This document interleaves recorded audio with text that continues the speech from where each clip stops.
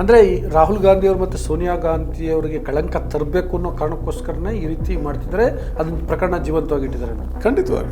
ಈಗ ನೆಕ್ಸ್ಟ್ ಏನಾಗ್ಬೋದು? ನೆಕ್ಸ್ಟ್ ಏನಾಗುತ್ತೆ, ನೆಕ್ಸ್ಟ್ ಬೇರೆ ಏನಾದ್ರು ಚಾರ್ಜ್ ಶೀಟ್ ಮಾಡ್ತಾರೆ ನೋಡಿ. ಇದರಲ್ಲಿ ಬಿದ್ದರೂ ಮೀಸೆ ಮಣ್ಣಾಗಲಿ ಅಂತ ಹೇಳ್ತಾರಲ್ಲ, ಅದೇ ರೀತಿಯಲ್ಲಿ ನಡ್ಸ್ಕೊಂಡ್ ಬರ್ತಾ ಇದ್ದಾರೆ. 7 ವರ್ಷ ಒಂದು ವಿಧವೆ ಬಂದು ರಾಜಕೀಯ ಕಣಕ್ಕೆ ಇಳಿಯೋಲ್ಲ. ಒಂದು ಮಾರಲ್ ಗ್ರೌಂಡ್ ಇರುವಂಥ ಒಂದು ಮಹಿಳೆ ಅವ್ರನ್ನ ಹೇಗಾದರೂ ಮಾಡಿ ಕೆಟ್ಟ ರೀತಿಯಲ್ಲಿ ಬಿಂಬಿಸ್ಬೇಕು. ಆ ಕಾರಣದಿಂದ ಇಷ್ಟೆಲ್ಲ ಮಾಡ್ತಾ ಇದ್ದಾರೆ. ಗ್ರೌಂಡ್ಸೇ ಇಲ್ಲ ಅಂತ ಹೇಳ್ತೀನಿ ನಾನು. ಅದಕ್ಕೋಸ್ಕರ ನಾನು ಹೇಳ್ತಾ ಇರೋದು, first it's a not for profit company, public limited company. ಅದು ಶೇರ್ ಹೋಲ್ಡರ್ಸ್ ದುಡ್ಡು ಇರುತ್ತೆ, ಅದರಲ್ಲಿ ನಾವು ಎಲ್ಲ ದುಡ್ಡೆಲ್ಲ ತೆಗೆದು ನಾವು ಓಡೋಗ್ಬಿಡ್ತೀವಿ. ಅಂಥದ್ದು ನಡೆದಿಲ್ಲ. ಬೋಫೋರ್ಸ್ ರಾಜೀವ್ ಗಾಂಧಿ ಅವರು ಇದರಲ್ಲಿ ದುಡ್ಡು ತಿಂದ್ಬಿಟ್ರು ಅಂತ ಹೇಳಿ 1500 ಕೋಟಿ ಖರ್ಚು ಮಾಡಿಬಿಟ್ಟಿದ್ದಾರೆ. ಇವಾಗ ಆ ಕೇಸ್ ಇದ್ದಿದ್ದೆಷ್ಟು? 64 ಕೋಟಿ ಆಪಾದನೆ ಇದ್ದಿದ್ದು. ಕಾಂಗ್ರೆಸ್ ಪಕ್ಷ ಯಾವತ್ತೂ ಕೂಡ ಮೋದಿ ಮೇಲೆ ಸುಳ್ಳು ಕೇಸ್ ಹಾಕಲಿಲ್ಲ, ಅಥವಾ ಅಮಿತ್ ಶಾ ಮೇಲೆ ಸುಳ್ಳು ಕೇಸ್ ಹಾಕಲಿಲ್ಲ. 2002ರಿಂದ 2007ರವರೆಗೂ 17 ವ್ಯಕ್ತಿಗಳು ತೀರ್ಕೊತಾರೆ ಇದೇ ರೀತಿಯಲ್ಲಿ. ಪೊಲೀಸ್ನವ್ರು ಹೋಗೋದು, ಎನ್ಕೌಂಟರ್ ಮಾಡೋದು, ಸಾಯಿಸೋದು. ಮತ್ತು ಆದಮೇಲೆ ಇಲ್ಲ ಇವರೆಲ್ಲ ಪಾಕಿಸ್ತಾನ ಕಡೆಯಿಂದ ಬಂದಿದ್ರು, ಇವರು ಮೋದಿ ಅವ್ರನ್ನ ಸಾಯಿಸೋದಕ್ಕೆ ಅಂತೇಳಿ ಇದೆಲ್ಲ ಒಂದಿನ ನಿಂತೋಗ್ಬಿಡುತ್ತೆ. ಯಾಕೆ ಅಂತ ಹೇಳಿದ್ರೆ ಅಲ್ಲೊಬ್ಬ DIG ಇರ್ತಾನೆ, ವಂಜಾರ ಅಂತ. ಯಾಕೆಂದ್ರೆ ವಂಜಾರನೇ ಅರೆಸ್ಟ್ ಅವನೇ ಹಿಂಗೆ ಯಾರನ್ನೋ ಹಿಡ್ಕೊಂಡ್ಬರೋದು, ಅಮಾಯಕನ ಡಬ್ ಅಂತ ಮಾಡೋದು, ಅವ್ರನ್ನ ಸಾಯಿಸೋದು. ಮೋದಿ ಅವ್ರದ್ದು 2014ರಲ್ಲಿ ಭಾರಿ ಹೈ ಕ್ರೆಡಿಬಿಲಿಟಿ ಇತ್ತು. ಅವ್ರು ಮಾತಾಡಿದ್ದೆಲ್ಲ ವೇದವಾಕ್ಯ ಅಂತಿರೋದು. ಇವಾಗ 80% ಸುಳ್ಳು ಅಂತ ಜನಕ್ಕೆ ಗೊತ್ತಾಗಿದೆ. ನಮಸ್ಕಾರ, ವಾರ್ತಾ ಭಾರತೀಯ ವೀಕ್ಷಕರಿಗೆ politics.com ಕಾರ್ಯಕ್ರಮಕ್ಕೆ ಸ್ವಾಗತ. ನಾನು ಧರಣೀಶ್ ಬೂಕನಕೆರೆ.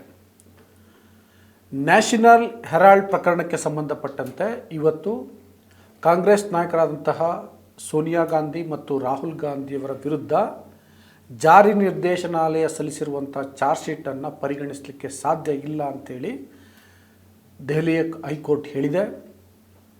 ಯಾವ ಕಾರಣಕ್ಕೋಸ್ಕರ ಇದನ್ನು ಹಿಂಗೆ ಹೇಳ್ತು, ಮತ್ತು ಈ ಪ್ರಕರಣದಲ್ಲಿ ಕಾನೂನಿನ ಹೋರಾಟ, ಕಾನೂನಿನ ತೊಡಕುಗಳು ಮತ್ತು ಅಪರಾಧ ನಡೆದಿದೆಯೋ ಇಲ್ವೋ ಅನ್ನೋದಕ್ಕಿಂತ ಹೆಚ್ಚಾಗಿ ಇದು ರಾಜಕೀಯ ಪ್ರೇರಿತ ಅಂತೇಳಿ ಹೆಚ್ಚು ಚರ್ಚೆ ಆಗ್ತಾ ಇದೆ.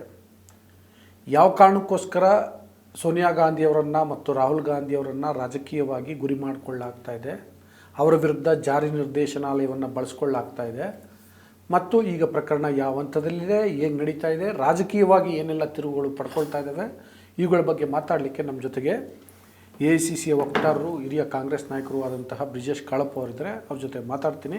ಮತ್ತು ಅವರು ವಕೀಲರು ಕೂಡ ಹೌದು. ಹಾಗಾಗಿ ಈ ಪ್ರಕರಣದಲ್ಲಿ ಕಾನೂನಿನ ಆಸ್ಪೆಕ್ಟ್ಸ್ಗಳು ಏನು, ಜೊತೆಗೆ ರಾಜಕೀಯವಾಗಿ ಇದು ಯಾವ್ಯಾವ ಆಯಾಮವನ್ನು ಪಡ್ಕೊಳ್ತಿದೆ ಅನ್ನೋದ್ರ ಬಗ್ಗೆ ವ್ಯಾಖ್ಯಾನವನ್ನು ಮಾಡ್ತಾರೆ. ಅದಕ್ಕೂ ಮೊದಲು ನಾನು ನಿಮಗೆ ರಿಕ್ವೆಸ್ಟ್ ಮಾಡ್ತೀನಿ, ನೀವು ಇನ್ನೂ ವಾರ್ತಾ ಭಾರತಿಯನ್ನು ಸಬ್ಸ್ಕ್ರೈಬ್ ಮಾಡಿಲ್ಲ ಅಂದರೆ ದಯವಿಟ್ಟು ಸಬ್ಸ್ಕ್ರೈಬ್ ಮಾಡಿ, ಹಾಗೆ ಲೈಕ್ ಮಾಡಿ, ಶೇರ್ ಮಾಡಿ ಮತ್ತು ಬೆಲ್ ಬಟನನ್ನು ಪ್ರೆಸ್ ಮಾಡಿ. ಈಗ ಬ್ರಿಜೇಶ್ ಕಾಳಪ್ಪ ಅವ್ರ ಜೊತೆ ಮಾತುಕತೆಯನ್ನು ಶುರು ಮಾಡ್ತೀನಿ. ಸರ್, ಕಾರ್ಯಕ್ರಮಕ್ಕೆ ಸ್ವಾಗತ. ನಮಸ್ಕಾರ.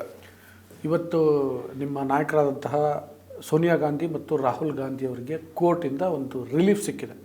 ಏನಪ್ಪ ಅಂದರೆ ಅವ್ರ ವಿರುದ್ಧ ಜಾರಿ ನಿರ್ದೇಶನಾಲಯ ಸಲ್ಲಿಸಿದಂಥ ಚಾರ್ಜ್ ಶೀಟನ್ನು ಕನ್ಸಿಡರ್ ಮಾಡೋಕ್ಕಾಗಲ್ಲ ಅಂತ ಕೋರ್ಟ್ ಹೇಳಿದೆ. ಸೊ ಏನು ಸರ್ ಇದು ಬೆಳವಣಿಗೆ?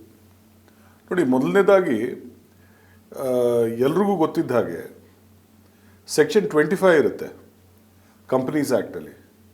ಆ section 25 company is A not for profit company. ಅದರಿಂದ ಬರುವಂಥ ಯಾವ ಪ್ರಾಫಿಟ್ ಕೂಡ ಯಾವ ಶೇರ್ ಹೋಲ್ಡರ್ಸ್ ಕೂಡ ತಗೊಳ್ಳೋದಕ್ಕಾಗಲ್ಲ. ಯಾವ ಒಂದು ಡಿವಿಡೆಂಡ್ಸ್ ಬರುತ್ತೆ ಅದನ್ನು ಕೂಡ ಮುಟ್ಟಕ್ಕಾಗಲ್ಲ. ಅದರಿಂದ ಏನೇ ಒಂದು ಆದಾಯ ಬಂದರೂ ಕೂಡ ಅದು ಆ ಶೇರ್ ಹೋಲ್ಡರ್ಸ್ಗೆ ಸಲ್ಲಲ್ಲ. It's a not for profit company. So ಆ ಸಂದರ್ಭದಲ್ಲಿ ಇವಾಗ ಈ ಯಂಗ್ ಇಂಡಿಯಾ ಇರುವಂಥದ್ದು it's a not for profit company. ಅದರಲ್ಲಿ National Herald is a newspaper, Young India owned in India. So ಆ ಸಂದರ್ಭದಲ್ಲಿ ಇವತ್ತು ಫಸ್ಟ್ ನಿಮ್ಗೆ ಗೊತ್ತಿದ್ದ ಹಾಗೆ ನಮ್ಮ ಸ್ವಾತಂತ್ರ್ಯ ಹೋರಾಟದಲ್ಲಿ ಎಲ್ಲ ಇದ್ದಿದ್ದೆಲ್ಲ ಬೇರೆ ಪತ್ರಿಕೆಗಳೇ. ಸೊ ಅದಕ್ಕೋಸ್ಕರ ನಮ್ಮ ಭಾರತದ ಒಂದು ಪತ್ರಿಕೆಯನ್ನು ನಾವು ಸ್ಟಾರ್ಟ್ ಮಾಡಬೇಕು ಅಂತ ಕಾಂಗ್ರೆಸ್ ಪಕ್ಷ ಆಗಿನ ಸಂದರ್ಭದಲ್ಲಿ ಒಂದು ನಿರ್ಣಯ ತಗೊಳ್ತು.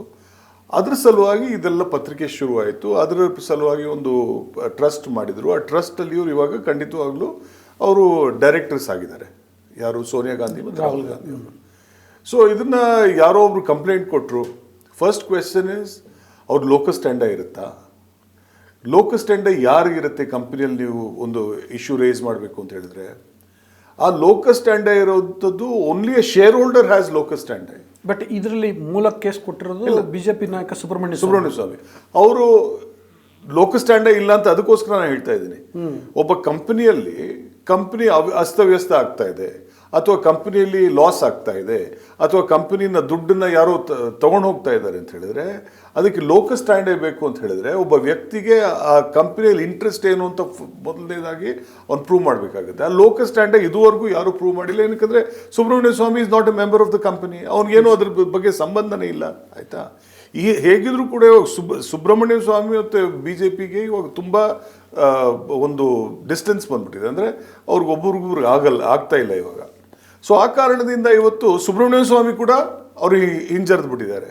ಬಟ್ ಭಾರತೀಯ ಜನತಾ ಪಕ್ಷಕ್ಕೆ ಇದು ಒಳ್ಳೆ ಅವಕಾಶ ಅಲ್ಲ. ಅದು ಸೋನಿಯಾ ಗಾಂಧಿ ಅವ್ರು ಮತ್ತು ರಾಹುಲ್ ಗಾಂಧಿ ಅವ್ರನ್ನ ಕೆಟ್ಟದ ದೃಷ್ಟಿಯಲ್ಲಿ ಬಿಂಬಿಸೋದಕ್ಕೆ ಒಂದು ಒಳ್ಳೆ ಅವಕಾಶ ಅಂತೇಳಿ ಆ ಕಾರಣದಿಂದ ಅವ್ರು ಇದನ್ನು ಕಂಟಿನ್ಯೂ ಮಾಡ್ಕೊಂಡು ಹೋಗ್ತಾ ಇದ್ದಾರೆ. ಇವತ್ತು ಕೋರ್ಟ್ ಕೂಡ ಅದನ್ನೇ ಹೇಳ್ತಾ ಇದೆ. ಕೋರ್ಟ್ ಕೂಡ ಇದನ್ನು ನೀವು ಚಾರ್ಜ್ ಶೀಟ್ ಮಾಡಿದ್ದೀರಿ ಅದನ್ನು ನಾವು ಪರಿಗಣನೆಗೆ ತೊಗೊಳಕ್ಕಾಗಲ್ಲ ಅಂತ ಅದಕ್ಕೋಸ್ಕರ ಬಿಟ್ಟಿದ್ದಾರೆ ಇದನ್ನು. So this is a completely fake case. Fake. ಇದು ಮೋದಿಯವರು ಎಷ್ಟು ಸತ್ಯ ಮಾತಾಡ್ತಾರಲ್ಲ ಅಷ್ಟೇ ಫೇಕ್ ಇದೆ. ಅಂದರೆ ಅವ್ರ ಬಾಯಿಂದ ಸತ್ಯನೇ ಬರೋದಿಲ್ಲ. ಅದೇ ಥರದ್ದು ಈ ಕೇಸ್ ಕೂಡ ಫೇಕ್. ಅಲ್ಲ ಸರ್, ನೋಡಿ, ಇದು ನಿನ್ನೆ ಮೊನ್ನೆ ಕೇಸ್ ಅಲ್ಲ. ಸುಬ್ರಹ್ಮಣ್ಯ ಸ್ವಾಮಿ ಕೇಸ್ ಹಾಕಿದ್ರು, ಆಮೇಲೆ ED ಎಷ್ಟು ಸೀರಿಯಸ್ ಆಗಿ, ಉದ್ದೇಶ ಏನೇ ಇರ್ಬೋದು, but it was very serious. Rahul Gandhi ಅವ್ರನ್ನ EDಗೆ ವಿಚಾರಣೆ ಕರೆಸಿದ್ರು, ದಿನಗಟ್ಟಲೆ ರಾಹುಲ್ ಗಾಂಧಿ ಅವ್ರನ್ನ ವಿಚಾರಣೆ ಮಾಡಿದರು. ಅದೇ ರೀತಿ ಸೋನಿಯಾ ಗಾಂಧಿ ಅವ್ರನ್ನ ಕರೆಸಿದ್ರು. ಆಯಿತಾ? ಸೊ ಅಷ್ಟೆಲ್ಲ ಮಾಡಿ ಏನು ಮಾಹಿತಿಯನ್ನು ಸಂಗ್ರಹಿಸಿದೆ ಮತ್ತು ಏನು ಮಾಹಿತಿಯನ್ನು ಆಧರಿಸಿ ಈಗ ಚಾರ್ಜ್ ಶೀಟ್ ಫೈಲ್ ಮಾಡೋಕ್ಕೆ ಹೋಗಿದೆ, ಚಾರ್ಜ್ ಶೀಟನ್ನು ಕನ್ಸಿಡರ್ ಮಾಡ್ತಿಲ್ಲ. ಸೊ ಏನೋ ಇರಬೇಕಲ್ಲ ಒಳಗೆ. ಅಲ್ಲ, ಒಳಗಡೆ ಏನೂ ಇಲ್ಲ. ಇವಾಗ ಚಾರ್ಜ್ ಶೀಟ್ ಮಾಡೋದು ಇತ್ತು ಅಂತ ಹೇಳಿದ್ರೆ ಇವಾಗ ನೀವು ಸಂದರ್ಶನ ಮಾಡ್ಕೋತಾ ಇದ್ದೀವಿ. ಸೊ ಇದ್ರ ಬಗ್ಗೆನೂ ಚಾರ್ಜ್ ಶೀಟ್ ಮಾಡ್ಬೋದು. ಇದ್ರ ಬಗ್ಗೆನೂ ನೀವು ಪೇಜಸ್ ಆಫ್ಟರ್ ಪೇಜಸ್ ನೀವು ಒಂದು ಚಾರ್ಜ್ ಶೀಟ್ ಮಾಡ್ಬೋದು. ಇವಾಗ ಧರ್ನೀಶ್ ಅವ್ರು ಹೀಗೆ ಕೇಳಿದ್ರು, ಬ್ರಿಜೇಶ್ ಕಾಳಪ್ಪ ಅವ್ರು ಈ ಉತ್ತರ ಕೊಟ್ಟರು, ಇದೆಲ್ಲ ಬೇರೆ ಯಾವುದೋ ಒಂದು ವಿಚಾರದಲ್ಲಿ ಬೇರೆ ಏನೋ ಒಂದು ನಡೀತಿತ್ತು ಅಂತೆಲ್ಲ ಹೇಳಿ ಅದರಲ್ಲೂ ಕೂಡ ಚಾರ್ಜ್ ಶೀಟ್ ಮಾಡ್ಬೋದು. ಅಂದರೆ it's just a statement of what has transpired. ಆಯಿತಾ? ಇದರಲ್ಲಿ ಏನು ಕ್ರೈಮೇ ಇಲ್ಲ ಅಂತ ಹೇಳಿದ್ರೆ ಚಾರ್ಜ್ ಶೀಟ್ ಎಲ್ಲಿ ಬಂತು? ಒಫೆನ್ಸೇ ಇಲ್ಲ ಅಂತ ಹೇಳಿದ್ರೆ ಚಾರ್ಜ್ ಶೀಟ್ ಎಲ್ಲಿ ಬಂತು? ಏನು ಒಫೆನ್ಸ್ ಇದೆ? ಅದಕ್ಕೋಸ್ಕರ ನಾನು ಮೊದಲೇ ಹೇಳಿದೆ, ನಾನು under section 25 company Rahul Gandhi ಅವರು ಒಂದೇ ಒಂದು ಟ್ರಾನ್ಸಾಕ್ಷನ್ ನಡೆಸಿಲ್ಲ, ಅಥವಾ ಸೋನಿಯಾ ಗಾಂಧಿ ಅವರು ಒಂದೇ ಟ್ರಾನ್ಸಾಕ್ಷನ್ ನಡೆಸಿಲ್ಲ, ಒಂದೇ ಒಂದು ರೂಪಾಯಿ ಇಸ್ಕೊಳ್ಳಿಲ್ಲ, ಒಂದೇ ಒಂದು ಮಾರಾಟ ಮಾಡಲಿಲ್ಲ ಪ್ರಾಪರ್ಟೀಸು, ಒಂದೇ ಒಂದು ರೂಪಾಯಿ ದುಡ್ಡು ಬರಲಿಲ್ಲ ಕಂಪನಿ ಒಳಕ್ಕೆ ಇವ್ರು ಮಾರಾಟ ಮಾಡಿರುವಂಥದ್ದು. ವಿತೌಟ್ ಮನಿ ಟ್ರಾನ್ಸಾಕ್ಷನ್. ಹೌದು. ED ಹೆಂಗೆ ಕೇಸ್ನ ದಾಖಲು ಮಾಡ್ಕೊಳುತ್ತೆ? ಅದಕ್ಕೋಸ್ಕರ ಇದೇನು ಹೇಳ್ತಾರೆ, ಮೋದಿ ಹೇ ತೋ ಮುಮ್ಕಿನ್ ಹೇ ಅಂತ ಅದಕ್ಕೋಸ್ಕರ ಹೇಳ್ತಾರೆ. ಮೋದಿಯವರು ಅವ್ರು ಮನ್ಸು ಮಾಡಿದ್ರೆ ಯಾರನ್ನು ಬೇಕಿದ್ರೆ ಒಳಗಡೆ ಹಾಕ್ಬೋದು. ಆಮೇಲೆ ಯಾರನ್ನು ಬೇಕಿದ್ರೆ ಇವಾಗ ಉಮರ್ ಖಾಲಿದ್ ಅವ್ನು ಏನು ಮಾಡಿದ್ದಾನೆ ಅಂತ 5 ವರ್ಷ ಇಟ್ಟಿದ್ದಾರೆ. ಅವನ್ನ 5 ವರ್ಷದಿಂದ ಸತತವಾಗಿ ಅವ್ನು ಜೈಲಲ್ಲಿದ್ದಾನೆ. ಏನು ಮಾಡಿದ್ದಾನೆ ಅಂತ ಇದುವರೆಗೂ ಕೂಡ ಪಾಪ ಸರ್ಕಾರಕ್ಕೆ ಗೊತ್ತಿಲ್ಲ. ಅಲ್ಲಿ ಪಾಪ ಸುಪ್ರೀಂ ಕೋರ್ಟಿಗೆ ಬರ್ತಾರೆ, ವಕೀಲರಿಗೆ ಗೊತ್ತಿಲ್ಲ ಏನು ಎಕ್ಸಾಕ್ಟ್ಲಿ ಮಾಡಿದ್ದಾನೆ ಅನ್ನೋಂಥದ್ದು ಇದುವರೆಗೂ ಗೊತ್ತಿಲ್ಲ. ಬಟ್ ಮೋದಿ ಹೇ ತೋ ಮುಮ್ಕಿನ್ ಹೇ. ಇವಾಗ ಯಾರ ಮೇಲಾದರೂ ಕೇಸ್ ಮಾಡುವಂಥದ್ದು ತುಂಬ ಸುಲಭವಾದ ವಿಚಾರ. ಇವಾಗ ತುಂಬ ಸುಲಭವಾದ ವಿಚಾರ.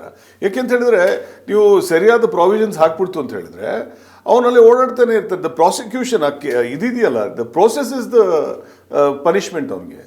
ಸೊ ಅದಕ್ಕೋಸ್ಕರ ಇವರು ಇರಲಿ, ಅಲ್ಲೇ ಬಿದ್ದಿರಲಿ ಅವರು. ಅಲ್ಲ, ಈ FIR ಮಾಡ್ಕೊಳ್ಳೋಕ್ಕೆ ಒಂದು ಲೀಗಲ್ ಗ್ರೌಂಡ್ಸ್ ಬೇಕಲ್ವಾ? ಲೀಗಲ್ ಗ್ರೌಂಡ್ಸ್ ಇಲ್ಲ ಅಂತ ಹೇಳ್ತೀನಿ ನಾನು. ಅದಕ್ಕೋಸ್ಕರ ನಾನು ಹೇಳ್ತಾ ಇರೋದು, first it's a not for profit company. ಒಂದು ಫಸ್ಟ್ ಹಂತ ಅದು. ಎರಡನೇ ಹಂತ ಅಂತ ಹೇಳಿದ್ರೆ ಇದರಲ್ಲಿ ಒಂದೇ ಒಂದು ಟ್ರಾನ್ಸಾಕ್ಷನ್ ನಡೆದಿಲ್ಲ. ಟ್ರಾನ್ಸಾಕ್ಷನ್ ಏನಾದರೂ ಒಂದು ತೋರಿಸ್ಬೇಕಲ್ಲ. ಏನು ತೋರಿಸ್ದಲೇ ಇಲ್ಲ ಇವರು ತಪ್ಪಿತಸ್ಥರು, ಇವರು ದುಡ್ಡು ತಿಂದಿದ್ದಾರೆ ಅಂತ ಹೇಳಿದ್ರೆ ಹೇಗೆ ನಂಬೋದು ಇದನ್ನು? There is not even a single transaction. What is the transaction? ಇವಾಗ ಒಬ್ಬ ಒಂದು ಕಂಪನಿ ಇರುತ್ತೆ. ಅದು ಇಟ್ಸ್ ಪಬ್ಲಿಕ್ ಲಿಮಿಟೆಡ್ ಕಂಪನಿ. ಅದು ಶೇರ್ ಹೋಲ್ಡರ್ಸ್ ದುಡ್ಡು ಇರುತ್ತೆ.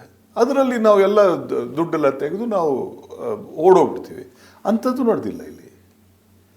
ಕಂಪನಿ ಬೇರೆ ಬೇರೆ ರೀತಿಯಲ್ಲಿ ನಾವು ಮಿಸ್ಅಪ್ರೋಪ್ರಿಯೇಷನ್ ಮಾಡ್ಕೊಂಡು ಅಂಥದ್ದು ನಡೆದಿಲ್ಲ. ಏನೂ ನಡೆದಿಲ್ಲ ಇದರಲ್ಲಿ. ಟ್ರಾನ್ಸಾಕ್ಷನ್ ಏನು ನಡೆದಿಲ್ಲ. ಟ್ರಾನ್ಸಾಕ್ಷನ್ ನಡೀಲಿಲ್ಲ ಅಂದರೂ ಕೂಡ ಇದರಲ್ಲಿ ಇವರು ಕೇಸ್ ಮಾಡಬೇಕು ಅಂತ ಹೊರಟಿದ್ದಾರೆ. ಇದನ್ನ ಸೇಮ್ ಕೇಸ್ನ ಸುಮಾರು 10 ವರ್ಷದಿಂದ ನಡೆಸ್ತಾನೆ ಬರ್ತಾ ಇದ್ದಾರೆ. ಹೌದು, 10 ವರ್ಷದಿಂದ ನಡೆಸ್ತಾ ಬರ್ತಾರೆ. ಸೇಮ್ ಇವಾಗ ಇವರು ರಾಬರ್ಟ್ ವಾದ್ರಾದು ಕೇಸ್ ಕೂಡ ತಾವು ನೋಡಿದ್ರೆ ಅದು ಸೇಮ್. ಅದರಲ್ಲಿ ಏನು there is no matter in that. ಆದರೂ ಕೂಡ ಹೊಸ ಏನಾದರೂ ಒಂದು ಚಾರ್ಜ್ ಶೀಟು ಅಥವಾ ಏನೋ ಒಂದು ನೋಟಿಸು, ಅಂದರೆ ಇಂಗ್ಲೀಷಲ್ಲಿ ಹೇಳ್ತಾರಲ್ಲ, to keep the pot boiling ಅಷ್ಟೇ, ಬೇರೆ ಏನು ಕಾರಣ ಅಲ್ಲ. ಒಟ್ಟಾರೆ ಯಾರು ನಂಬುವಂಥವ್ರು ಅವ್ರಿಗೆ ಒಟ್ಟಾರೆ ಸೋನಿಯಾ ಗಾಂಧಿಯವರು ಮತ್ತು ರಾಹುಲ್ ಗಾಂಧಿಯವರು ಒಬೇಲಲ್ಲಿದ್ದಾರೆ ಅಂತ ಮಾತಾಡೋದಕ್ಕೆ ಒಂದು ಟಾಕಿಂಗ್ ಪಾಯಿಂಟ್ ಅವ್ರಿಗೆ. ಈಗ ಇಡಿ ರಾಹುಲ್ ಗಾಂಧಿಯವ್ರ ವಿರುದ್ಧ, ಸೋನಿಯಾ ಗಾಂಧಿಯವ್ರ ವಿರುದ್ಧ ಮತ್ತು ಬೇರೆ ಟ್ರಸ್ಟಿಗಳ ವಿರುದ್ಧ FIR ಮಾಡಿದಾರಲ್ಲ, ಅದನ್ನು ಕ್ಯಾನ್ಸಲ್ ಮಾಡಿ ಅಂತ ಇವ್ರು ಕೋರ್ಟ್ಗೆ ಅಪೀಲ್ ಮಾಡ್ಬೇಕಲ್ಲ? ಏನು ಇಲ್ಲ ಅಂದರೆ ಅಲ್ಲಲ್ಲ, ಇವಾಗ ಇನ್ವೆಸ್ಟಿಗೇಷನ್ ಇಸ್ ಆನ್ ಅಂತ ಹೇಳ್ತಾರೆ. ಇವಾಗ ಕೂಡ ಯಾವುದೇ ಕೋರ್ಟ್ ಕೂಡ ಹೇಳೋದಿಲ್ಲ ಅದು ನೀವು ಇನ್ವೆಸ್ಟಿಗೇಷನ್ ನಿಲ್ಲಿಸ್ಬಿಡಿ ಅಂತ ಹೇಳೋದಿಲ್ಲ. ಇದುವರೆಗೂ ನಿಮಗೆ ನೆನಪಿರ್ಬೋದು, ನಿಮಗೆ ಬೋಫೋರ್ಸ್ ನಡೆದಿದ್ದು ಯಾವಾಗ 85, 86ರಲ್ಲಿ, ಹೌದು ಆಯ್ತಾ? ಅದನ್ನ ಇನ್ನೂ ನಡೆಸ್ಕೊಂಡು ಬರ್ತಾ ಇದ್ದಾರೆ. ಎಷ್ಟು ಕೋಟಿ ಖರ್ಚಾಗಿದೆ ಅದರಲ್ಲಿ.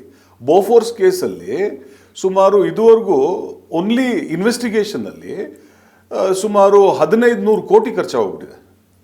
ಬೋಫೋರ್ಸ್ ರಾಜೀವ್ ಗಾಂಧಿ ಅವರು ಇದರಲ್ಲಿ ದುಡ್ಡು ತಿಂದ್ಬಿಟ್ರು ಅಂತ ಹೇಳಿ 1500 ಕೋಟಿ ಖರ್ಚು ಮಾಡಿಬಿಟ್ಟಿದ್ದಾರೆ. ಇವಾಗ ಆ ಕೇಸ್ ಇದ್ದಿದ್ದೆಷ್ಟು? 64 ಕೋಟಿ ಆಪಾದನೆ ಇದ್ದಿದ್ದು ರಾಜೀವ್ ಗಾಂಧಿ ಅವರಿಗೆ 64 ಕೋಟಿನೋ ಕಿಕ್ ಬ್ಯಾಕ್ ಸಿಕ್ಕಿದೆ ಅಂತ. ಆದರೆ ಡೈರೆಕ್ಟ್ಲಿ ಇಲ್ಲ, ಅದು ಕೋರ್ಟ್ ಇವಾಗ ಸುಪ್ರೀಂ ಕೋರ್ಟ್ ಕೂಡ ಅವರು ತಪ್ಪಿತಸ್ಥರು ಅಲ್ಲ ಅಂತ ಹೇಳಾಗಿದೆ. ಬೋಫೋರ್ಸ್ ಕೇಸಲ್ಲಿ supreme court is given A decision. But ಆದರೂ ಕೂಡ ಅದನ್ನು ನಡೆಸ್ಕೊಂಡು ಬರ್ತಾ ಇದ್ದಾರಲ್ಲ, ಅದನ್ನ ಒಂದೊಂದ್ಸರಿ ನಂಗೆ ಅನ್ಸುತ್ತೆ ಇವ್ರನ್ನ ಭಾರತೀಯ ಜನತಾ ಪಕ್ಷದವ್ರನ್ನ ನಿಜವಾಗ್ಲೂ ಮೆಚ್ಚಬೇಕಾಗತ್ತೆ. ಏನಕ್ಕಂದ್ರೆ ಏನು ಇಲ್ಲ ಅಂದ್ರೂ ಕೂಡ ಅಂದರೆ ರಾಹುಲ್ ಗಾಂಧಿ ಅವರು ಮತ್ತು ಸೋನಿಯಾ ಗಾಂಧಿ ಅವರಿಗೆ ಕಳಂಕ ತರಬೇಕು ಅನ್ನೋ ಕಾರಣಕ್ಕೋಸ್ಕರನೇ ಈ ರೀತಿ ಮಾಡ್ತಿದ್ದಾರೆ. ಅದನ್ನ ಪ್ರಕರಣ ಜೀವಂತವಾಗಿಟ್ಟಿದ್ದಾರೆ ಅಂತ ಖಂಡಿತವಾಗ್ಲು. ಈಗ ನೆಕ್ಸ್ಟ್ ಏನಾಗ್ಬೋದು? ನೆಕ್ಸ್ಟ್ ಏನಾಗುತ್ತೆ? ನೆಕ್ಸ್ಟ್ ಬೇರೆ ಏನಾದ್ರು ಚಾರ್ಜ್ ಶೀಟ್ ಮಾಡ್ತಾರೆ ನೋಡಿ. ಇದರಲ್ಲಿ ಬಿದ್ದರೂ ಮೀಸೆ ಮಣ್ಣಾಗಲಿ ಅಂತ ಹೇಳ್ತಾರಲ್ಲ, ಅದೇ ರೀತಿಯಲ್ಲಿ ನಡ್ಸ್ಕೊಂಡ್ ಬರ್ತಾ ಇದ್ದಾರೆ. ಆಯ್ತಾ? ಒಂದು ಕಡೆ ಚುನಾವಣೆ ಗೆಲ್ಲಾರು, ಚುನಾವಣೆ ಗೆಲ್ಲಾರು ಯಾಕೆ ಅಂತ ಹೇಳಿದ್ರೆ, ಇವಾಗ 65 ಲಕ್ಷ ಜನರನ್ನ ಅವ್ರನ್ನ ವೋಟರ್ ಲಿಸ್ಟಿಂದ ತೆಗೆದಾಕ್ಬಿಡ್ತಾರೆ. 65 ಲಕ್ಷ ಜನರನ್ನ ಬಿಹಾರದಲ್ಲಿ. ಆಮೇಲೆ ತೆಗೆದ ಮೇಲೆ ಎಲ್ಲ ಪೆಟಿಷನರ್ಸ್ ಎಲ್ಲ ಸುಪ್ರೀಂ ಕೋರ್ಟ್ ಹೋದ್ಮೇಲೆ ಎಲೆಕ್ಷನ್ ಕಮಿಷನ್ ಆಫ್ ಇಂಡಿಯಾ ಒಂದು ನಿಲುವು ತಗೊಳುತ್ತೆ. ಆ ನಿಲುವು ಏನು ಅಂತ ಹೇಳಿದ್ರೆ, ನೀವು ಆಧಾರ್ನ ಕನ್ಸಿಡರ್ ಮಾಡಬಾರ್ದು ಅಂತ. Aadhaar should not be considered ಅಂತ. ಆಧಾರ್ಗೆ ಕೇಂದ್ರ ಸರ್ಕಾರ ಎಷ್ಟು ಲಕ್ಷ ಕೋಟಿ ಖರ್ಚು ಮಾಡಿದೆ ಆಧಾರ್ ಕ್ರಿಯೇಟ್ ಮಾಡೋದಕ್ಕೆ. ಹೌದು, ಇವರೇ ಅಂದರೆ ಕೇಂದ್ರ ಸರ್ಕಾರ ಅಂತ ಹೇಳಿದ್ರೆ ಇದೊಂದು ಅಂಗ ತಾನೆ. ECI ಕೂಡ ಒಂದು ಅಂಗ ತಾನೆ. ಎಕ್ಸಾಕ್ಟ್ಲಿ. ಸೊ ಒಂದಂಗ ಮಾಡೋದನ್ನ ಇನ್ನೊಂದು ಅಂಗ ಒಪ್ಕೊಳ್ಳೋದಿಲ್ಲ. ಯಾಕೆ ಅಂತ ಹೇಳಿದ್ರೆ, ಇದರಲ್ಲಿ ಹೆಚ್ಚಾಗಿ ತೆಗೆದಾಕಿರೋದು ಲಿಸ್ಟಲ್ಲಿ ಮುಸ್ಲಿಮ್ಸ್, ಯಾದವ್ಸ್ ಮತ್ತು ಬೇರೆ ವೋಟರ್ಸ್ ಯಾರಿದ್ದಾರೆ, ಕಾಂಗ್ರೆಸ್ ಮತ್ತು RJD ವೋಟರ್ಸ್ನ ಹೆಚ್ಚಾಗಿ ತೆಗೆದಾಗಿರುವಂಥದ್ದು. ಅವ್ರು ವಾಪಸ್ ಬರಬಾರ್ದು ಅಂತ ಹೇಳಿದ್ರೆ ಇವ್ರಿಗೆ ಆಧಾರ್ ಕನ್ಸಿಡರ್ ಮಾಡಿ. Election commission of India stand ನಿಲುವು ತಗೊಳುತ್ತೆ ಸುಪ್ರೀಂ ಕೋರ್ಟಲ್ಲಿ, ಅವ್ರನ್ನ ಕನ್ಸಿಡರ್ ಮಾಡಬಾರ್ದು ಅಂತ. ಎಲ್ಲ ಡ್ರಾಮಾ ಎಲ್ಲ ನಡೆದ್ಮೇಲೆ ಮತ್ತೆ ಸುಪ್ರೀಂ ಕೋರ್ಟ್ ಹೇಳುತ್ತೆ ಆಧಾರ ಆಗಲಿ ಅಂತ. ಒಟ್ಟಾರೆ ವಾಪಸ್ ಎಷ್ಟು ಜನ ಬಂದಿದ್ದಾರೆ ಅನ್ನೋದು ಗೊತ್ತಿಲ್ಲ. ಇನ್ನು 65 ಲಕ್ಷ ಜನ ಡಿಲೀಟ್ ಮಾಡಿದವರು ಇವಾಗ ನನ್ನ ವೋಟ್ ಇವಾಗ ತೆಗೆದ್ರೆ ನಾನು ಖಂಡಿತವಾಗ್ಲೂ ಹೋಗ್ಬಿಟ್ಟು ಅದನ್ನು ನಾನು ಎಲೆಕ್ಷನ್ ಕಮಿಷನ್ ಮುಂದೆ ಹೇಳ್ತೀನಿ. ಇವಾಗ ಬೇರೆ ಯಾರಿಗೂ ಇಂಟ್ರೆಸ್ಟ್ ಇಲ್ದಿರೋರು, ಅವ್ರು ವೋಟ್ ಮಾಡೋಕ್ಕಾಗದೇ ಹೆಲ್ಪ್ಲೆಸ್ ಇರುವಂಥವ್ರು ಅಂಥ ಜನನೇ ಜಾಸ್ತಿ ತಾನೆ. ಸೊ ಅವ್ರು ಇವಾಗ ವಾಪಸ್ ಬಂದಿದ್ದಾರೋ ಇಲ್ಲೋ ಗೊತ್ತಿಲ್ಲ. ಅದೇ ರೀತಿಯಲ್ಲಿ SIR ಎಂಟೈರ್ ದೇಶದಲ್ಲಿ ನಡೆಸ್ತಾ ಇದ್ದಾರೆ. ಸೊ ಅದಕ್ಕೋಸ್ಕರ ಅವ್ರಿಗೆ ಇವತ್ತು ಮತ ಬೇಕು ಅಂತ ಬೇಕಾಗಿಲ್ಲ. ಅವ್ರು ಗೆಲ್ಲುವಂಥ ಎಲ್ಲ ತಂತ್ರವೂ ಇದೆ ಅವ್ರಿಗೆ. ಅದಕ್ಕೋಸ್ಕರ ಒಂದಲ್ಲ ಒಂದು ರೀತಿಯಲ್ಲಿ ಇಲ್ಲ ಇವ್ರಿಗೆ ಹಿಂಸೆ ಮಾಡುವಂಥದ್ದು. ಬಟ್ ಹಿಂಸೆಗೆ ಇವರು ಒಳಗಾಗಿ ಆಮೇಲೆ ಏನಾದರೂ ವಾಕೌಟ್ ಆಗಬೇಕು ಅನ್ನೋಂಥ ಇದಲ್ಲ. ಯಾಕೆಂತ ಹೇಳಿದ್ರೆ ಸೋನಿಯಾ ಗಾಂಧಿ ಅವರು ನಮಗೆಲ್ಲ ಗೊತ್ತಿದ್ದ ಹಾಗೆ 1991ರಲ್ಲಿ ಅವ್ರ ಮನೆಯವರು ತೀರ್ಕೋತಾರೆ. ರಾಜೀವ್ ಗಾಂಧಿ 7 ವರ್ಷ ಒಂದು ವಿಧವೆ ಬಂದು ರಾಜಕೀಯ ಕಣಕ್ಕೆ ಇಳಿಯೋಲ್ಲ. 7 ವರ್ಷ. ನಾನು ಹೇಳಬಾರ್ದು, ಬಟ್ ಭಾರತದಲ್ಲಿ ಬೇರೆ ಯಾವುದಾದ್ರು ಉದಾಹರಣೆ ಇದೆಯಾ ಇದರಲ್ಲಿ?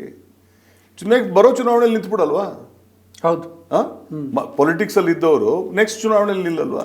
ಸೊ ಅದಕ್ಕೋಸ್ಕರ ಇವ್ರನ್ನ ಒಟ್ಟಾರೆ ಇಂಥ ಒಂದು ಮಾರಲ್ ಗ್ರೌಂಡ್ ಇರುವಂತ ಒಂದು ಮಹಿಳೆ ಅವ್ರನ್ನ ಹೇಗಾದ್ರೂ ಮಾಡಿ ಕೆಟ್ಟ ರೀತಿಯಲ್ಲಿ ಬಿಂಬಿಸ್ಬೇಕು. ಆ ಕಾರಣದಿಂದ ಇಷ್ಟೆಲ್ಲ ಮಾಡ್ತಾ ಇದ್ದಾರೆ. ಅವ್ರಿಗೆ ನಾವು ಏನಂತ ಹೇಳಕ್ಕಾಗುತ್ತೆ, ಬೆಸ್ಟ್ ಆಫ್ ಲಕ್ ಅಂತ ಹೇಳ್ಬೋದು. ಏಕೆಂತ ಹೇಳಿದ್ರೆ ಇಲ್ಲ, ಬಟ್ ಅವರು ಸಕ್ಸಸ್ ಆಗ್ಬಿಟ್ಟಿದಾರಲ್ವ. ರಾಹುಲ್ ಗಾಂಧಿ ಅವ್ರನ್ನ ಪಪ್ಪು ಅಂತ ಬಿಂಬಿಸೋದ್ರಲ್ಲಿ, ಸೋನಿಯಾ ಗಾಂಧಿ ಅವ್ರನ್ನ ಹೀಗೆ ಅವರು ವಿದೇಶಿ ಮಹಿಳೆ ಅಂತ ಬಿಂಬಿಸೋದ್ರಲ್ಲಿ, ಮತ್ತು ಅದರಿಂದ ರಾಜಕೀಯ ಲಾಭ ಮಾಡ್ಕೊಳ್ಳೋದ್ರಲ್ಲಿ ಸಮ್ ಎಕ್ಸ್ಟೆಂಟ್ BJP ಸಕ್ಸಸ್ ಆಗ್ಬಿಟ್ಟಿದೆ. ಸಕ್ಸಸ್ ಆಗಲಿಲ್ಲ ಅಂತ ಹೇಳ್ತೀನಿ ನಾನು. ಯಾಕೆಂತ ಹೇಳ್ತಿದ್ರೆ ಪಪ್ಪು ಅಂತಲೇ ಹೇಳ್ತಾ ಇದ್ರು. ಸೊ ರಾಹುಲ್ ಗಾಂಧಿ ಅವರು ಒಂದು ಜನಾಂದೋಲನ ಯಾತ್ರೆ ಮಾಡಿದ್ರು. ಏನಾಯಿತು? ಜನ ನೋಡಿದ್ರು, ತನ್ನಷ್ಟಕ್ಕೆ ಬಂದು ಜನ ನೋಡಿದ್ರು ಇವರು ನಿಜವಾಗ್ಲೂ ಪಪ್ಪುನ ಇಲ್ವಾ ಅಂತ. ಇವಾಗ ಜನಕ್ಕೆಲ್ಲ ಗೊತ್ತಾಗ್ಬಿಟ್ಟಿದೆ. ಇಲ್ಲಪ್ಪ, ತುಂಬ ಆಳ ಅಗಲ ಎಲ್ಲ ಇದೆ ಇವ್ರದ್ದು, ಅವ್ರ ತೂಕದ ಮಾತು ಇವತ್ತು ಜನಕ್ಕೆ ಗೊತ್ತಾಗ್ಬಿಟ್ಟಿದೆ. ಇವರು ಸೇಮ್ ವಿಚಾರ ಹೇಳಿದ್ರಲ್ಲ ಸೋನಿಯಾ ಗಾಂಧಿ ಅವ್ರ ವಿರುದ್ಧ. ಸೋನಿಯಾ ಗಾಂಧಿ ಅವ್ರ ವಿರುದ್ಧ ಸುಷ್ಮಾ ಸ್ವರಾಜ್ ಅವರು ಏನು ಹೇಳಿದ್ರು, ಪ್ರಧಾನಮಂತ್ರಿ ಆದರೆ ನಾನು ತಲೆ ಬೋಡಿಸ್ಕೋತೀನಿ ಅಂತ ಹೇಳಿದ್ರು. ಆ ಸಂದರ್ಭದಲ್ಲಿ ಸೋನಿಯಾ ಗಾಂಧಿ ಅವರು ಇದಕ್ಕೆ ಕಿವಿ ಕೊಡಲಿಲ್ಲ. ಅವರು ಒಂದಿನ ಏನು ಮಾಡಿದ್ರು, ಇಲ್ಲ ನಾನು ಡಾಕ್ಟರ್ ಮನಮೋಹನ್ ಸಿಂಗ್ನ ನೇಮಕ ಮಾಡ್ತೀನಿ, ಪ್ರಧಾನಮಂತ್ರಿ ಆಗೋದಕ್ಕೆ ಅವ್ರಿಗೆ ಅವಕಾಶ ಕೊಡ್ತೀನಿ. ಯಾಕೆಂತ ಹೇಳಿದ್ರೆ ಇದರಲ್ಲಿ ಸಿಖ್ ಸಮುದಾಯಕ್ಕೆ ಮೆಸೇಜ್ ಕಳಿಸ್ಬೇಕಿತ್ತು. ಸೊ ಸಿಖ್ ಸಮುದಾಯದ ಒಬ್ಬ ಒಳ್ಳೆ ವ್ಯಕ್ತಿ, ಅವ್ರನ್ನ ನಾನು ಪ್ರಧಾನಮಂತ್ರಿ ಅಂತ ಮಾಡಿರುವಂಥದ್ದು ಇದುವರೆಗೂ ಕೂಡ ದೇಶ ಅದನ್ನು ನೆನೆಸ್ಕೊಳ್ಳುತ್ತೆ. ಸೊ ಆ ರೀತಿಯಲ್ಲಿ ಗಾಂಧಿ ಫ್ಯಾಮಿಲಿಯವರು they're different breed, they're different ಇದು ಇರುತ್ತೆ. ಸೊ ಅದಕ್ಕೋಸ್ಕರ ಇವ್ರು ಎಷ್ಟೇ ಕಲ್ಬಿಸಾಡ್ಲಿ, ಎಷ್ಟೇ ಇದು ಮಾಡಲಿ, ಏನು ಎಫೆಕ್ಟ್ ನೋಡಿ. ಕಾಂಗ್ರೆಸ್ ಪಕ್ಷವನ್ನ ಭ್ರಷ್ಟಾಚಾರಿಗಳ ಪಕ್ಷ ಅಂತ ಬಿಂಬಿಸ್ಲಿಕ್ಕೆ, ಗಾಂಧಿ ಕುಟುಂಬವನ್ನ, ಸೋನಿಯಾ ಗಾಂಧಿ ಅವರನ್ನ, ರಾಹುಲ್ ಗಾಂಧಿ ಅವ್ರನ್ನ ಭ್ರಷ್ಟಾಚಾರಿಗಳು ಅಂತ ನಂಬಿಸ್ಲಿಕ್ಕೆ ಭ್ರಷ್ಟಾಚಾರದಿಂದನೇ ಮಾಡಿದಂತಹ 100 ಕೋಟಿ ರೂಪಾಯಿನ ಖರ್ಚು ಮಾಡಿದೆ BJP ಮತ್ತು RSS ಇನ್ನಿತರ ಅಂಗಸಂಸ್ಥೆಗಳು. ಸೊ ಈಗ ಅದರ ಪರಿಣಾಮವಾಗಿ ಇವತ್ತಿನ ತಲೆಮಾರಿನ ಜನಕ್ಕೆ ಆ ಥರದೊಂದು ಭಾವನೆ ಬಂದಿರೋದು ಸಾಧ್ಯ ಇರುತ್ತಲ್ವ? ಇಲ್ಲ, ಅದು ನೋಡಿ ಸ್ವಲ್ಪ ಟೈಮ್ ನಡೆದ್ಬಿಡುತ್ತೆ. ಇವಾಗ ನಾನು ಹೇಳಿದಾಗೆ ಪಪ್ಪು ಅಂತ ನೀವು ಹೇಳಿದ್ರಿ, ಆ ಪಪ್ಪು ಹೇಳಿದಲ್ಲ, ಅಲ್ಲಲ್ಲ ಪಪ್ಪು ಅಂತ ಇವರು ಹೇಳ್ತಾ ಇದ್ರು. ಸೊ ಅದನ್ನ ನೀವು ಹೇಳಿದಲ್ಲ. ಸೊ ಇವರು ಇವಾಗ ಒಂದು ಯಾತ್ರೆಯಲ್ಲಿ ಅದು ಎಂಟೈರ್ ಹುಸಿ ಆಗೋಯ್ತು, ಭಾರತ್ ಜೋಡೋ ಯಾತ್ರೆಯಲ್ಲಿ. ಇವಾಗ ಇನ್ನೊಂದು ವಿಚಾರ ಆಯ್ತು. ಏನಾಯ್ತು ಅಂತ ಹೇಳಿದ್ರೆ, ಸುಮಾರು 100 ಕೋಟಿ ಪ್ರತಿ ವರ್ಷ ಖರ್ಚು ಮಾಡ್ತಾರೆ ಇವರು. ರಾಹುಲ್ ಗಾಂಧಿ ಅವ್ರನ್ನ ಹೇಗೆ ಕೆಟ್ಟದಾಗಿ ಬಿಂಬಿಸಬೇಕು ಅನ್ನೋದ್ರಲ್ಲಿ ಒಂದು 100 ಕೋಟಿ ಖರ್ಚು ಮಾಡ್ತಾ ಇದ್ದಾರೆ. ಆಯ್ತಾ? ಒಂದಲ್ಲ ವಾಟ್ಸಾಪ್ ಮೆಸೇಜು, ಬೇರೆ ಏನೋ ಮೆಸೇಜು, ಹೀಗೆ ಒಂದಲ್ಲ ಒಂದು ರೀತಿಯಲ್ಲಿ ಸುಮಾರು 100 ಕೋಟಿ ಖರ್ಚು ಮಾಡ್ತಾ ಇದ್ದಾರೆ. ಆಯ್ತಾ?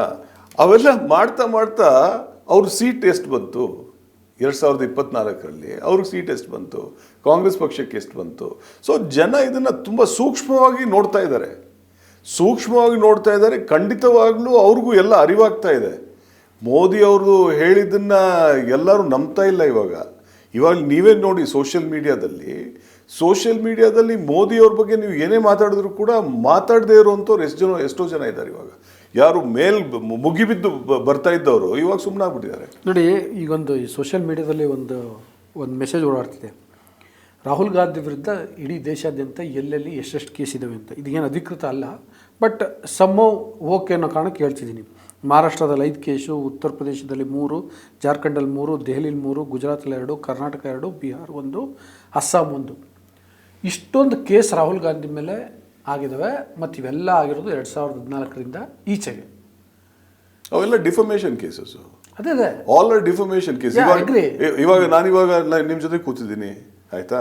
ನಾನು ಕಾಂಗ್ರೆಸ್ ಪಕ್ಷದ ವಕ್ತಾರ, ನನ್ನ ಮೇಲೆ ಯಾವನೋ ಒಬ್ಬ ಡಿಫಮೇಷನ್ ಕೇಸ್, ಅದು ಕೇಸು ಅಂತ ಪರಿಗಣನೆಗೆ ಬರಲ್ಲ. ಅದು ಇವಾಗ ಬುದ್ಧಿವಂತರು ಇದನ್ನ ಸೂಕ್ಷ್ಮವಾಗಿ ಅರ್ಥ ಮಾಡ್ಕೊಂಡ್ಬಿಡ್ತಾರೆ. ಯಾಕೆಂತ ಹೇಳಿದ್ರೆ ಯಾರ ಮೇಲಾದರೂ ಕೇಸ್ ಬೀಳ್ಬೋದು. ಒಬ್ಬ ಒಳ್ಳೆ ವ್ಯಕ್ತಿ, ಅವನು ಭ್ರಷ್ಟಾಚಾರದ ವಿರುದ್ಧ ಇರ್ತಾನೆ, ಅವನ ಮೇಲೆ ಕೇಸ್ ಹಾಕ್ಬೋದು. ಕೇಸ್ ಹಾಕೋದಕ್ಕೇನು ಇದಿಲ್ಲ. ಕೇಸ್ ಬಿದ್ದಿದ ತಕ್ಷಣ ಇಲ್ಲ ಕೇಸ್ಗಳಿವೆ ಅಂತ ಹೇಳಿ ನೀವು ಅವ್ರನ್ನ ಕೆಟ್ಟದಾಗಿ ನೋಡೋ ಇದಿಲ್ಲ. ಪ್ರಶ್ನೆ ಇರುವಂಥದ್ದು ಅದರಲ್ಲಿ ಏನಾದರೂ ಹುರುಪಿದೆಯಾ? ರಾಹುಲ್ ಗಾಂಧಿ ಮೇಲೆ ಏನಾದರೂ ಒಂದು ಕೇಸಲ್ಲಿ ಏನಾದರೂ ಹುರುಪಿದೆಯಾ? ಹೌದು, ಅವ್ರು ಭಾರತೀಯ ಜನತಾ ಪಕ್ಷವನ್ನು ಬೈದಿದ್ದಾರೆ, ಕೆಟ್ಟದಾಗಿ ಬೈದಿದ್ದಾರೆ. ಅದು ತಪ್ಪ. RSS ಬೈದಿದ್ದಾರೆ, RSS ಬೈದಿದ್ದಾರೆ, Savarkar ಬೈದಿದ್ದಾರೆ. ಅದು ತಪ್ಪ? ಯಾವುದೋ ಕಾರಣದಿಂದ ಬೈದಿದ್ದಾರೆ. ಯಾವುದೋ ಕಾರಣದಿಂದ ಅವ್ರ ವಿರುದ್ಧ ಮಾತಾಡಿದ್ದಾರೆ. ಅದು ನೀವು ಡಿಫಮೇಷನ್ ಕೇಸ್ಗಳಲ್ಲಿ ಇಲಾಖೆ ಇಂಥ ಕೇಸ್ಗಳಿದೆ ಅಂತ ಹೇಳಿದ್ರೆ ಅದು ಅವ್ರು ಹುಚ್ಚರು ಇರಬೇಕಷ್ಟೇ. ಅಲ್ಲಲ್ಲ, ನಾನು ಹೇಳ್ತಿರೋದು ಅಷ್ಟರ ಮಟ್ಟಿಗೆ ರಾಹುಲ್ ಗಾಂಧಿ ಅವರನ್ನ ಅವ್ರ ಇಮೇಜನ್ನು ಡ್ಯಾಮೇಜ್ ಮಾಡಲಿಕ್ಕೆ BJP ಓಟ್ ಇಲ್ಲ, ಅದು ಸತ್ಯ ಮಾಡ್ತಾ ಇದ್ದಾರೆ. ಕಾಂಗ್ರೆಸ್ ಸ್ಟ್ರಾಟಜಿ ಏನು? ಅಲ್ಲ, ಕಾಂಗ್ರೆಸ್ ಸ್ಟ್ರಾಟಜಿ ಇವಾಗ ಏನಿದೆ, ಕಾಂಗ್ರೆಸ್ ಆಲ್ವೇಸ್ ಬಿಲೀವ್ಸ್ ಸತ್ಯಮೇವ ಜಯತೆ. ಓಕೆ, ಸತ್ಯಮೇವ ಜಯತೆಯಲ್ಲಿ ಒಂದು ತುಂಬ ಮುಖ್ಯವಾದ ವಿಚಾರ ಇದೆ. ಸತ್ಯಮೇವ ಜಯತೆ ಅಂತ ಹೇಳಿದ್ರೆ ಸತ್ಯ ಗೆಲ್ಲುತ್ತೆ ಅಂತಲ್ಲ, ಸತ್ಯ ಗೆಲ್ಲುತ್ತೆ ಅಂತಲ್ಲ, ಸತ್ಯವೇ ಗೆಲ್ಲುವುದು ಅಂತ. ಓಕೆ ಓಕೆ, ಸತ್ಯವೇ ಗೆಲ್ಲುವುದು ಅಂತ. ಕಾಂಗ್ರೆಸ್ ಪಕ್ಷ ಯಾವತ್ತೂ ಕೂಡ ಮೋದಿ ಮೇಲೆ ಸುಳ್ಳು ಕೇಸ್ ಹಾಕಲಿಲ್ಲ, ಸುಳ್ಳು ಕೇಸ್ ಹಾಕಲಿಲ್ಲ, ಆಯ್ತಾ, ಒಂದು. ಅಥವಾ ಅಮಿತ್ ಶಾ ಮೇಲೆ ಸುಳ್ಳು ಕೇಸ್ ಹಾಕಲಿಲ್ಲ, ರೈಟ್. ಬಟ್ ಇವ್ರು ಹಾಕ್ತಿರೋದಂಥದ್ದೆಲ್ಲ ಪ್ರತಿಯೊಂದು ಸುಳ್ಳು ಕೇಸೇ. ಇವಾಗ 2,000 ಜನ ಗುಜರಾತಲ್ಲಿ ತೀರ್ಕೊಂಡಿರೋದು ಸತ್ಯನೂ ಸುಳ್ಳು 2002ರಲ್ಲಿ. ಅದ್ರ ನ್ಯಾಚುರಲಿ ಅದ್ರ ಪರಿಣಾಮ ಕೇಸ್ ಆಗೇ ಆಗುತ್ತೆ, ಆಗಿದೆ. ಕಾಂಗ್ರೆಸ್ ಪಕ್ಷ ಅದ್ರ ಹಿಂದೆ ಯಾವತ್ತೂ ಕೂಡ ಇರಲಿಲ್ಲ, ಆಯಿತಾ. ಅದು ಮೋದಿಯವ್ರ ವಿರುದ್ಧ. ಎರಡನೇದು ಅಮಿತ್ ಶಾ ಅವ್ರ ವಿರುದ್ಧ. ಅಮಿತ್ ಶಾ ಅವರು 2002ರಿಂದ 2007ರವರೆಗೂ ಸುಮಾರು 17 ಜನ ಪ್ರತಿ ವರ್ಷ ಒಬ್ಬರು ಇಬ್ಬರು ಅಥವಾ 3-4 ಹಿಂಗೆ, ಇಶ್ರತ್ ಜಹಾನ್ ಆಗಲಿ ಹೆಂಗೆ, ಪ್ರತಿ ವರ್ಷ 2-3 ಹೋಗ್ಬಿಟ್ಟು ಅವ್ರನ್ನ ಬಲಿ ತೆಗೆಯೋದು. ಯಾಕೆ? ಇಲ್ಲ, ಪಾಕಿಸ್ತಾನದಿಂದ ಇಲ್ಲಿಗೆ ಬಂದು ನಮ್ಮ ನರೇಂದ್ರ ಮೋದಿ ಅವ್ರನ್ನ ಇವರು ಸಾಯಿಸಲಿಕ್ಕೆ ಹೊರಟಿದ್ದಾರೆ ಅನ್ನೋಂಥ ಆವಾಗ ಒಂದು ಆರೋಪ ಬಿಂಬಿಸೋಂಥದ್ದು. 2002ರಿಂದ 2007ರವರೆಗೂ 17 ವ್ಯಕ್ತಿಗಳು ತೀರ್ಕೊತಾರೆ ಇದೇ ರೀತಿಯಲ್ಲಿ. ಪೊಲೀಸ್ನವ್ರು ಹೋಗೋದು, ಎನ್ಕೌಂಟರ್ ಮಾಡೋದು, ಸಾಯಿಸೋದು. ಮತ್ತು ಆದಮೇಲೆ ಇಲ್ಲ, ಇವರೆಲ್ಲ ಪಾಕಿಸ್ತಾನ ಕಡೆಯಿಂದ ಬಂದಿದ್ರು, ಇವರು ಮೋದಿ ಅವ್ರನ್ನ ಸಾಯಿಸೋದಕ್ಕೆ ಅಂತೇಳಿ. ಇದೆಲ್ಲ ಒಂದಿನ ನಿಂತೋಗ್ಬಿಡುತ್ತೆ. ಯಾಕೆ ಅಂತ ಹೇಳಿದ್ರೆ ಅಲ್ಲೊಬ್ಬ DIG ಇರ್ತಾನೆ, ವಂಜಾರ ಅಂತ. ವಂಜಾರ ಬೇರೆ ಯಾವುದೋ ಕೇಸಲ್ಲಿ ಹಿಂಗೆ ಅರೆಸ್ಟ್ ಆಗಿಬಿಡ್ತಾನೆ. ಅವನು ವಂಜಾರ ಅರೆಸ್ಟ್ ಆಗಿದ ತಕ್ಷಣ ಈ ಪಾಕಿಸ್ತಾನದಿಂದ ಜನ ಬರೋದೇ ನಿಂತೋಯ್ತು.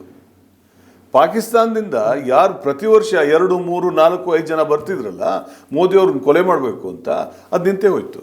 ಅದು ಹೇಗಪ್ಪ? ಯಾಕೆಂದರೆ ವಂಜಾರನೇ ಅರೆಸ್ಟ್ ಅವನೇ ಹಿಂಗೆ ಯಾರನ್ನೋ ಹಿಡ್ಕೊಂಬರೋದು, ಅಮಾಯಕನ ಡಬ್ ಅಂತ ಮಾಡೋದು, ಅವ್ರನ್ನ ಸಾಯಿಸಾಕ್ಬಿಡೋದು. ಸೊ ಆ ಕಾರಣದಿಂದ ಇವತ್ತು ಹೆಂಗಿದೆ, ಪ್ರತಿ ವರ್ಷ 2, 3, 5 ಜನ ಹೀಗೆ ಸಾಯಿಸ್ಕೊಂಡ್ಬಂದಾಗ ನ್ಯಾಚುರಲಿ ಅಮಿತ್ ಶಾ ಅವ್ರ ಮೇಲೆ ಕೇಸ್ ಆಯ್ತು. ಯಾಕಂದರೆ ಈ ವಾಸ್ ಹೋಮ್ ಮಿನಿಸ್ಟರ್. ಸೊ ಆ ಕೇಸ್ಗಳು ಇವಾಗ ಅವ್ರು ಎದುರಿಸ್ತಾ ಇದ್ದಿದ್ದು. ಸೊ ಇದರಲ್ಲಿ ಯಾರು ತೀರ್ಕೊಳ್ಳೇ ಇಲ್ಲ ಅಂತ ಹೇಳುವಂಥದ್ದು ಅಸತ್ಯ ಇದು, ಆಯ್ತಾ. ಅದಕ್ಕೋಸ್ಕರ ಸತ್ಯಮೇವ ಜಯತೆ. ನ್ಯಾಷನಲ್ ಹೆರಾಲ್ಡ್ ಕೇಸಲ್ಲಿ ನ್ಯಾಷನಲ್ ಹೆರಾಲ್ಡ್ ಕೇಸ್ ಅದರಲ್ಲಿ ಏನು ಕೇಸೇ ಇಲ್ಲ. ಅದರಲ್ಲಿ ನನ್ನ ಹತ್ರ ಅಲ್ಲ, ನೀವು ಯಾವುದೇ ಒಬ್ಬ ನ್ಯೂಟ್ರಲ್ ವಕೀಲರಿಗೆ ಕೇಳಿ, ಯಾವುದು BJP ವಕೀಲರಿಗೆ ಮಾತಾಡಕ್ಕೆ ಹೋಗ್ಬೇಡಿ. ಇದರಲ್ಲಿ ಏನು ಕೇಸೇ ಇಲ್ಲ. ಇದರಲ್ಲಿ ಯಾರು ಕೂಡ ಇದನ್ನ ಏನಾದರೂ ಒಂದು ಕೇಸ್ ಇದೆ ಅಂತ ಹೇಳಿದ್ರೆ ಅದು ನಿಜವೂ ಇಟ್ಸ್ ಎ ಜೋಕ್. ಸೊ ಅದಕ್ಕೋಸ್ಕರ ಒಂದಲ್ಲ ಒಂದು ಅಲ್ಲ, ಈಗ ನೀವೇ ಹೇಳಿದ್ರೆ ಏನಂತಂದ್ರೆ ಇಷ್ಟಕ್ಕೆ ಬಿಡಲ್ಲ, ಅವ್ರು ಬೇರೆನೋ ಮಾಡ್ತಾರೆ, ಬೇರೆ ರೀತಿ ಬಿಂಬಿಸೋ ಪ್ರಯತ್ನ ಮಾಡ್ತಾರೆ, ಬೇರೆ ಹೊಸದಾಗಿ FIR ಮಾಡಲಿಕ್ಕೆ, ಚಾರ್ಜ್ ಶೀಟ್ ಮಾಡಲಿಕ್ಕೆ ಟ್ರೈ ಮಾಡ್ತಾರೆ ಅಂತ. ಸೊ ಹಂಗೆ ಅವ್ರು ಮಾಡ್ತಾನೆ ಇರ್ತಾರೆ. ಅದರಿಂದಾಗಿ ನ್ಯಾಷನಲ್ ಹೆರಾಲ್ಡ್ ಕೇಸ್ ಏನಾಗ್ಬೋದು ಅಂತ ನಾನು ಕೇಳ್ತಿದ್ದೀನಿ. ಇಲ್ಲ, ಒಟ್ಟಾರೆ ಅವ್ರಿಗೆ 100% ನಾನು ಹೇಳಿದಾಗ ಸತ್ಯಮೇವ ಜಯತೆ 100% ಅವ್ರಿಗೆ ಅಕ್ವಿಟಲ್ ಆಗುತ್ತೆ, ಏನೂ ಆಗೋದಿಲ್ಲ ಕೇಸಲ್ಲಿ.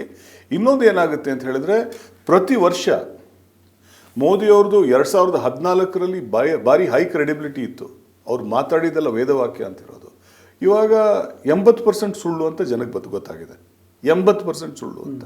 ಇನ್ನು 100% ಸುಳ್ಳು ಅಂತ ಒಂದು 2 ವರ್ಷದಲ್ಲಿ ಗೊತ್ತಾಗ್ಬಿಡುತ್ತೆ. ಮೊದಲು 2014ರಲ್ಲಿ ಇದರಲ್ಲಿ ಗುಜರಾತಲ್ಲಿ ಏನೋ ಮಾಡಿಬಿಟ್ಟಿದ್ದಾರೆ ಅವರು, ದೊಡ್ಡ ಒಂದು ಪ್ರಗತಿ ಅಂತ ಅಂದ್ಬಿಟ್ಟಿದ್ದಾರೆ. ಇವೆಲ್ಲ ನಡೀತಾ ಇತ್ತು. ಬಟ್ ಒಟ್ಟಾರೆ ಇವತ್ತು ಎಲ್ಲರಿಗೂ ಗೊತ್ತಿರುವಂಥದ್ದು, ಗುಜರಾತಲ್ಲಿ ಏನು ನಡೆದಿಲ್ಲ. ಒಂದು ಗುಜರಾತಲ್ಲಿ ಏನಾದ್ರು ನಡೆದಿದ್ದರೆ ಕರ್ನಾಟಕದವ್ರಲ್ಲಿ ಗುಜರಾತಿಗೆ ಹೋಗ್ತಿದ್ರಲ್ಲ, ಅದ್ಯಾಕಪ್ಪ ಗುಜರಾತಿಗಳು ಕರ್ನಾಟಕಕ್ಕೆ ಬರ್ತಾ ಇದ್ದಾರೆ? ಸೊ ಹೀಗೆಲ್ಲ ಪ್ರಶ್ನೆಗಳು ಉದ್ಭವ ಆಗಿ ಇವತ್ತು ಗುಜರಾತ್ ಏನೋ ಮಾಡಿದೆ ಅಂತ ಇವತ್ತು ಯಾರೂ ಹೇಳ್ತಾ ಇಲ್ಲ. ಅದೇ ರೀತಿಯಲ್ಲಿ ಗುಜರಾತ್ ಏನು ಪರಿಸ್ಥಿತಿ ಆಗಿದೆ ಇವತ್ತು ಜನರ ಮನಸ್ಸಲ್ಲಿ, ಸೇಮ್ ಮೋದಿದು ಸೇಮ್ ಪರಿಸ್ಥಿತಿ ಆಗ್ತಾ ಇದೆ.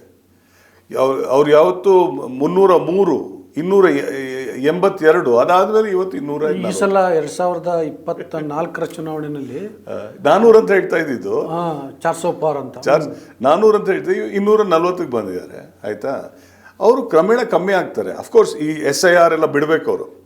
ಈ SIR ಮತ್ತು ಈ ಮೋಸದ ರೀತಿಯಲ್ಲಿ ವೋಟ್ ಚೋರಿಯಲ್ಲಿ ಹೇಗೆ ಗೆದ್ಕೊಂಡು ಬರ್ತಾ ಇದ್ದಾರೆ ಅದೆಲ್ಲ ಬಿಡಬೇಕು. ಅದು ಖಂಡಿತವಾಗ್ಲೂ ಒಂದಲ್ಲ ಒಂದು ರೀತಿಯಲ್ಲಿ ಖಂಡಿತವಾಗ್ಲೂ ಜನ ಅವ್ರಿಗೆ ತಕ್ಕ ಪಾಠವನ್ನು ಕಲಿಸ್ತಾರೆ. ಇವತ್ತು ಕಲಿಸಿರ್ಲಿಕ್ಕಿಲ್ಲ, ಮೇಲ್ಮೇಲ್ಗೆ ಅವರು. ಈಗ ನ್ಯಾಷನಲ್ ಹೆರಾಲ್ಡ್ ಕೇಸಲ್ಲಿ ರಾಹುಲ್ ಗಾಂಧಿ ಅವ್ರಿಗೆ, ಸೋನಿಯಾ ಗಾಂಧಿ ಅವ್ರಿಗೆ ಇಷ್ಟೊಂದೆಲ್ಲ ಹಿಂಸೆ, ಅದು ಇಡಿಯಿಂದ ವಿಚಾರಣೆಗೆ ಕರೆಯೋದು ಅಥವಾ ಕೋರ್ಟಿಂದ ಸಮನ್ ಆಗೋದು ಮತ್ತು ಮೀಡಿಯಾದಲ್ಲಿ ಚರ್ಚೆ ಆಗೋದು, ಈ ಥರದ ಒಂದು ಎಂಬ್ರಾಸ್ಮೆಂಟ್ ಅಲ್ಲ, ಇದನ್ನ ಹೆಂಗೆ ಫೇಸ್ ಮಾಡ್ತಿರ್ತಾರೆ ಅಂತ. ಎಂಬರಾಸ್ಮೆಂಟ್ ಏನಿದೆ, ನನ್ನ ಮೇಲೆ ಸುಳ್ಳು ಕೇಸ್ ಹಾಕಿದ್ರೆ ನನಗೆ ಎಂಥ ಎಂಬರಾಸ್ಮೆಂಟು, ಹಾಕ್ದವ್ರಿಗೆ ಎಂಬರಾಸ್ಮೆಂಟ್ ಏನಿದೆ ಅವ್ರಿಗೆ. ಇಂಥವೆಲ್ಲ ತುಂಬ ನೋಡ್ಬಿಟ್ಟಿದ್ದಾರೆ. ಏನಕ್ಕಂದರೆ ಸೋನಿಯಾ ಗಾಂಧಿ ಅವ್ರ ಮೇಲೆ ಕೇಸ್ ಏನು ಹಾಕಿರ್ಲಿಕ್ಕಿಲ್ಲ. ಏನಕ್ಕಂದರೆ ಅವಾಗ 1975 ಎಮರ್ಜೆನ್ಸಿ ಆದಮೇಲೆ 77ರಲ್ಲಿ ಜನತಾ ಸರ್ಕಾರ ಬಂದಮೇಲೆ ಇಂದಿರಾ ಗಾಂಧಿ ಅವ್ರ ಮೇಲೂ ಕೂಡ ಕೇಸ್ ಹಾಕಿದ್ರು. ಸೊ ಅವೆಲ್ಲ ನೋಡ್ಬಿಟ್ಟಿದ್ದಾರೆ. ಸೋನಿಯಾ ಗಾಂಧಿ ಅವ್ರು ನೋಡಿದ್ದಾರೆ. ರಾಜೀವ್ ಗಾಂಧಿ ಅವರು ಕೂಡ 89ರಲ್ಲಿ VP ಸಿಂಗ್ ಅವ್ರು ಬಂದು ಕೇಸ್ ಮೇಲೆ ಕೇಸ್ ಹಾಕಿದ್ರಲ್ಲ, ಬೋಫೋರ್ಸಲ್ಲಿ ಕೇಸ್ ಹಾಕಿದ್ರು, ಎಲ್ಲ ಪ್ರತಿಯೊಂದು ಕೇಸ್ ಹಾಕಿದ್ರು.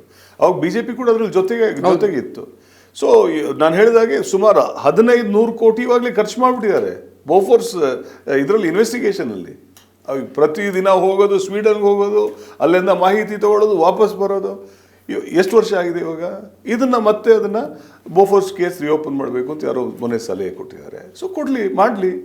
ಏನಕ್ಕಂದರೆ ಅವ್ರಿಗೆ ನಿಮ್ಗೆ ಟೂರ್ ಹೊಡೆಯೋದಕ್ಕೆ ಒಳ್ಳೆ ಅಸ್ತ್ರ ಇದು. ನಾನು ಸ್ವೀಡನಲ್ಲಿ ನೋಡ್ಕೊಂಬರ್ತೀನಿ, ಯುರೋಪ್ಗೆಲ್ಲ ಒಂದು ಟ್ರಿಪ್ ಹಾಕೊಂಬರ್ತೀನಿ, ಬೋಫೋರ್ಸ್ ನೆನಪು ಬರುತ್ತೆ. ಸೊ ಅದೇ ರೀತಿಯಲ್ಲಿ ಇದೊಂದು ಕೇಸ್ ಮಾಡಿಸ್ತಾ ಇದ್ದಾರೆ, ಮಾಡಲಿ. Okay, thank you. ವೀಕ್ಷಕರೇ, ಇಷ್ಟೊತ್ತು ನ್ಯಾಷನಲ್ ಹೆರಾಲ್ಡ್ ಪ್ರಕರಣಕ್ಕೆ ಸಂಬಂಧಪಟ್ಟಂತೆ ರಾಹುಲ್ ಗಾಂಧಿ, ಸೋನಿಯಾ ಗಾಂಧಿಯವರ ಪಾತ್ರ, ಹಾಗೆಯೇ ಇದನ್ನು ಕೇಂದ್ರ ಸರ್ಕಾರ ಯಾವ ರೀತಿ ಹ್ಯಾಂಡಲ್ ಮಾಡ್ತಿದೆ, ವಿಶೇಷವಾಗಿ ಪ್ರಧಾನಮಂತ್ರಿ ಮೋದಿಯವರು ಹೇಗೆ ಮಾಡ್ತಿದ್ದಾರೆ ಅನ್ನೋದ್ರ ಬಗ್ಗೆ ವಕೀಲರು ಮತ್ತು AICCಯ ವಕ್ತಾರರು ಆದಂತಹ ಬ್ರಿಜೇಶ್ ಕಳಪು ಅವರು ಎಕ್ಸ್ಪ್ಲೇನ್ ಮಾಡಿದ್ದಾರೆ. ವಿಡಿಯೋ ಇಷ್ಟ ಆಗುತ್ತೆ ಅಂತ ಭಾವಿಸಿದ್ದೀನಿ. ಅದರಿಂದಾಗಿ ಮತ್ತೊಮ್ಮೆ ರಿಕ್ವೆಸ್ಟ್ ಮಾಡ್ತೀನಿ, ನೀವು ವಾರ್ತಾಭಾರತಿಯನ್ನು ಬೆಂಬಲಿಸಿ, ಸಬ್ಸ್ಕ್ರೈಬ್ ಮಾಡಿ, ಲೈಕ್ ಮಾಡಿ, ಶೇರ್ ಮಾಡಿ. Thank you.